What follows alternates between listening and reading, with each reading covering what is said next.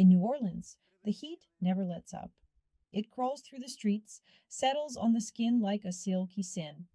This city breathes in an eternal late evening, when jazz pours from the windows and candles go out, not from the wind, but from the touch of something invisible. Elise Montrose was coming home late. She wasn't in a hurry. She always wore perfume, a light lavender with a hint of leather. Her dress was slightly off her shoulder.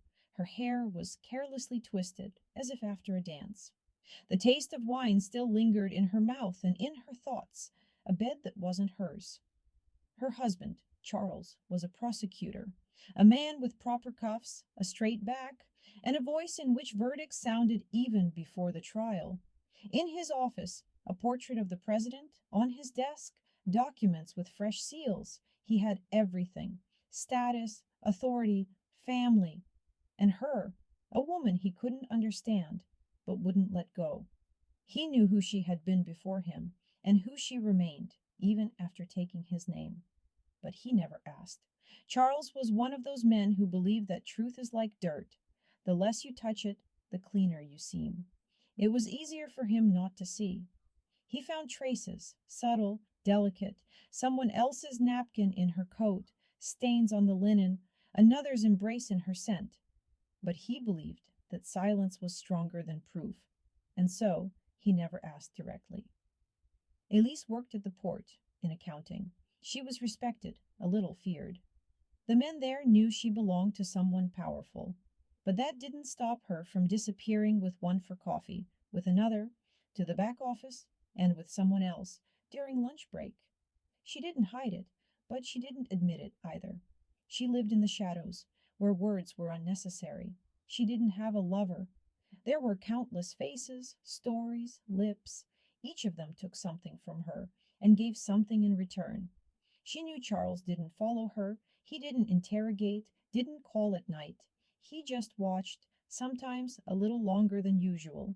And in those glances there was something hard and unspoken. Every few days he brought her roses, white and red, a symbol of reconciliation or a warning, she wasn't sure. They stood in a vase until the petals fell. She threw them out in silence.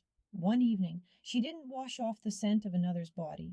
She came home late, tired, without an alibi or an apology. She lay down in bed as she was. Charles sat in a chair by the window, in his suit, collar unbuttoned. He didn't turn to her. He just said, "It's late." That was all. But it was that phrase, not an accusation, not a reproach, that broke her peace for the first time. In the morning he was gone, earlier than usual. She woke up alone. On the dresser lay a newspaper. On the front page, him with someone from the court, captioned "Prosecutor Montrose, the power of law above all." And the lavender in the room no longer smelled. It only reminded her that nothing lasts forever. He was still there, physically, but his soul was already leaving, and she didn't know in which direction. After that evening, Charles became the perfect husband, terribly proper, almost cartoonishly kind. He started asking about her well-being, brewing coffee with a pharmacist's precision, wearing an apron at breakfast, and making pancakes shaped like hearts. Everything was flawless: measured gestures, impeccable routine, sterile care.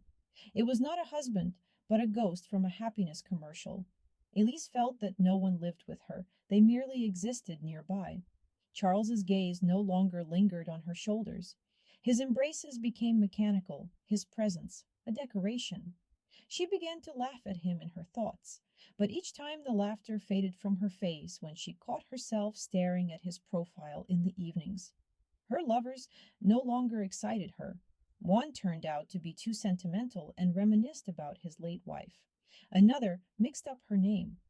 Yet another confessed he loved the smell of her husband's shirt. All these stories brought not passion, but fatigue. Charles, meanwhile, was silent. He didn't get angry, didn't interrogate, didn't pressure, and that suffocated her more than any shout. Once a week he left a newspaper on her bed, open to the horoscope. Sometimes there was an article about a jazz concert, sometimes a clipping from the culinary section. It all looked accidental, but felt like a sign. She didn't ask. He didn't explain. At some point, he started sleeping in another room. He did it quietly, without warning. She left the door half open. He didn't return. One evening, the lights went out in the house. Elise called out, bumping into furniture in the dark, and finally heard the click of a lighter. Somewhere in the darkness, Charles was smoking, not answering. In that darkness, there was something final, like disappearance. In the morning, he was gone, this time with a suitcase. In the bedroom, he left a watch, cufflinks, and something written with a finger on the bathroom mirror.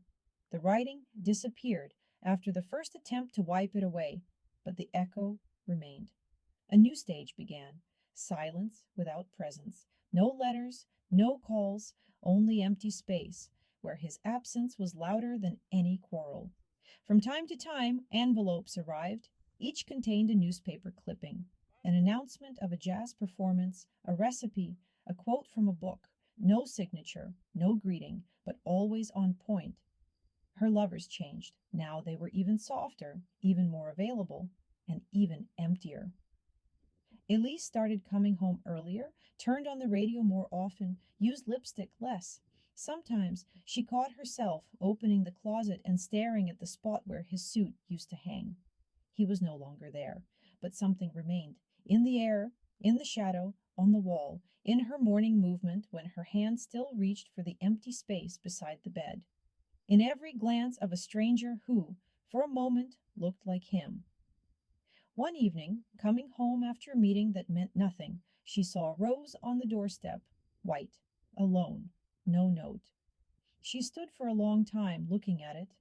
Then she picked it up, inhaled its scent, and entered the house without turning on the light. And in that darkness it became clear. The story was not over yet.